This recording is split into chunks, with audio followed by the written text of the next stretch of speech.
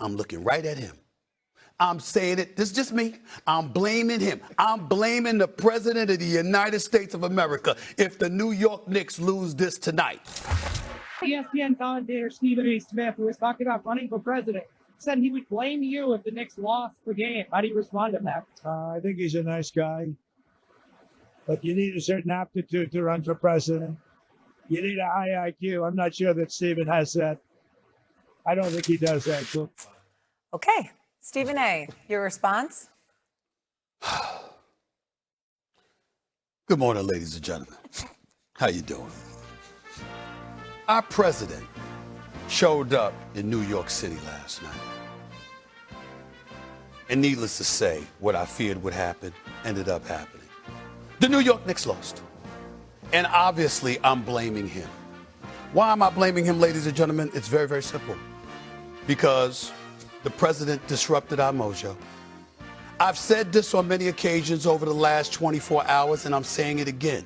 The man messed things up. Now, why did I bring this up? Why was it important for me to discuss this? There's several reasons. Number one, the New York Knicks haven't won a title since 1973. At that time, our president was 26 years of age. He was not a toddler. He was not a child. He was there. He was there in 70 when Willis Reed walked through the tunnel. He was there in 1973 when Walt Clyde Frazier dropped 30 plus in a game 7. He knows over the last 53 years, we haven't had a moment to celebrate since that period in time. And he knows how miserable New York fans have been. Why? Because he's a Queens native. He's from this area. He knows exactly what New Yorkers have been through, and he didn't care. Why would I bring up the importance of him not caring? Because, ladies and gentlemen, in case you didn't know, 3,578,599 people in the state of New York voted for this man. That equated to 43.3%. Was it enough to win New York from an electoral college standpoint? No, but it was enough to give the Republican Party about a 10% jump over the Democrats in terms of what it was compared to 2020. New Yorkers have looked out for this man. I thought he was supposed to be looking out for us. He wants to sit up there and talk about my low IQ. We'll get to that in a second, because that part really, really made me laugh. But wait for that. Instead, let me stick to the New York Knicks for a quick second here. Not only did we lose the game, did you see traffic?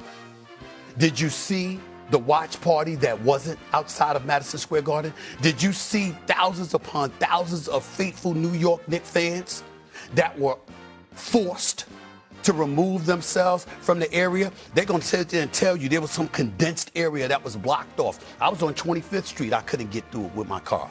I was on 39th Street. I saw cars that couldn't get through. From 6th Avenue to 9th Avenue, you had people complaining about how hectic it was because this barricade, this blockage, this wall that was being built by folks for the garden because of the climate that existed. Somehow, some way, it was there to protect him. And guess what he was doing during the game, ladies and gentlemen? Go online, look at the videos. I'm not going to accuse him of snoring because I wasn't in earshot. But the brother wasn't awake. He wasn't awake. If it was that important for you to be there, why did you look like you were asleep? Didn't you call our former President Joe Biden Sleepy Joe? Or what should we call you? Because you weren't awake. Meanwhile, the New York Knicks were blowing Game 3. Meanwhile, the New York Knicks, a team you pretend love, a team that you had season tickets to, a team that you have supported throughout the years, you turned your back on them. That's what you did for your own selfish, narcissistic motives. I told you if you showed up, what could potentially happen. And it ended up happening. And now the New York Knicks have to go back to San Antonio. Why? For Game 5. Why? Because you got in the way for your own selfish motives. You want to talk about IQ? I could say I put my IQ up against yours any day of the week. I could go one better. I could ask you why you've been running from me the last year since I've wanted to talk to you. I could ask you to debate me, since you think you that dude, okay? We can go a myriad of ways with all of this, but I'm not going to let you off the hook because none of that is important. I do appreciate the fact that you called me a nice guy because shh, don't tell anybody. but I actually am a very nice guy. Until you tug at me a little bit. And then after that, I got to show my other side. And my other side came out last night when I recognized that businesses that are accustomed to being patronized were compromised by you because you showed up. The crowd that surrounded the Madison Square Garden and its surrounding areas, you compromised. I thought you were about the economy. I thought you were about helping New Yorkers because you love New York. I thought you were about making money for people. What happened to the parking garages? How much money did they make? What happened to the local restaurants in the immediate vicinity of Madison Square Garden? How much money did they make?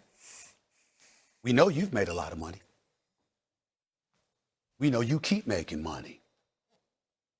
But have the New York Knicks benefited?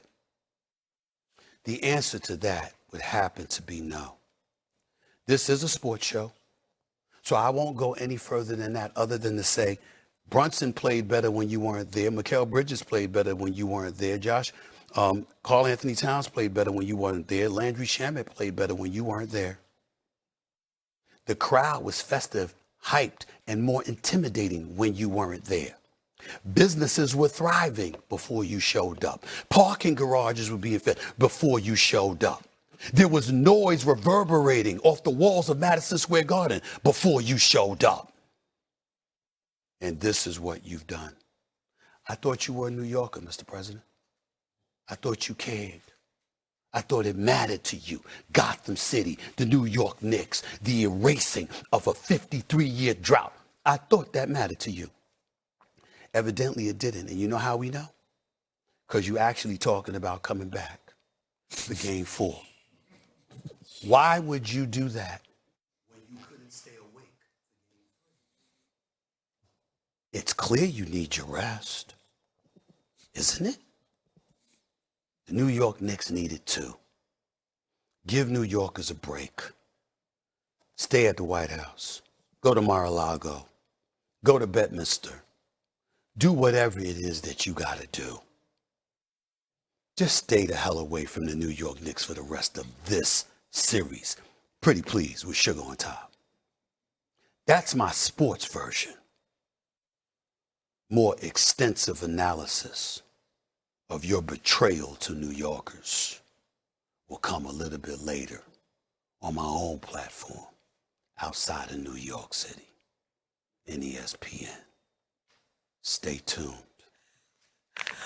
Okay, so Stephen A. obviously alluded to the fact that the vibes in the building maybe shifted a little bit. Obviously, we saw them show the president during the national anthem and then right before the start of the second quarter.